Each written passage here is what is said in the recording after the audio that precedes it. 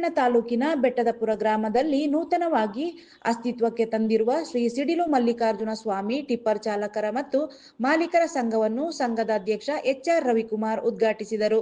ನಂತರ ಮಾತನಾಡಿದ ಟಿಪ್ಪರ್ ಚಾಲಕರು, ಮಾಲೀಕರ ಹಿತ ಕಾಪಾಡಲು ಸಂಘವನ್ನು ಅಸ್ತಿತ್ವಕ್ಕೆ ತಂದಿದ್ದೇವೆ. ಟಿಪ್ಪರ್ ಮಾಲಕರು ಸ್ಯಾಂಡ್, ಜಲ್ಲಿಕಲ್ಲು ಸಾಗಣೆ ಮಾಡುವಾಗ ಟಿಪ್ಪರ್ ಮೇಲೆ ಟಾರ್ಪಲ್ ಕಟ್ಟಿಕೊಳ್ಳಿ. ಸಾರ್ವಜನಿಕ ಸ್ಥಳಗಳಲ್ಲಿ ಜಲ್ಲಿಕಲ್ಲು, ಸ್ಯಾಂಡ್ ಬೀಳಿಸಬೇಡಿ. ಸಾರ್ವಜನಿಕರಿಗೆ ತೊಂದರೆಯಾಗದಂತೆ ಸಾಗಣೆ ಮಾಡಿ. ಸಂಘದ ವತಿಯಿಂದ ಪ್ರತಿಯೊಬ್ಬ ಸದಸ್ಯರಿಗೂ 5 ಲಕ್ಷವರೆಗೂ ಜೀವ ವಿಮೆ ಮಾಡಿಸಿದ್ದೇವೆ. ಚಾಲಕರ ಪರವಾನಗಿಯನ್ನು ನವೀಕರಣ ಮಾಡಿಸಿಕೊಡಲಾಗುವುದು.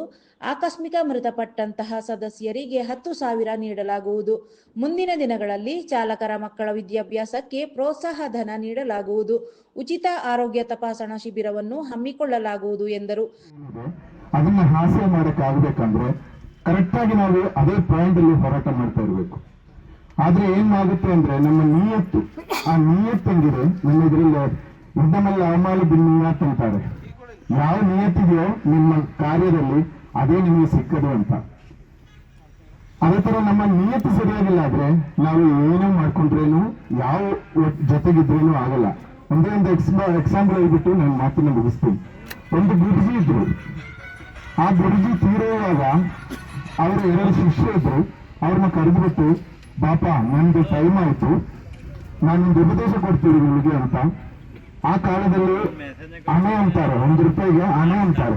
2 ಹಣೆ, 2 ಜನ ಒಂದೊಂದು ಹಣೆ 2 ಜನ ಕೈಯಲ್ಲಿ ಕೊಟ್ಬಿಟ್ಟು ಇದರಲ್ಲಿ ನೀವು ಜೀವನ ಬಾಳ್ಬೇಕು, ನನ್ ಟೈಮ್ ಆಯ್ತು ಅಂತ ಅವ್ರು ತೀರೋಗ್ಬಿಟ್ರು.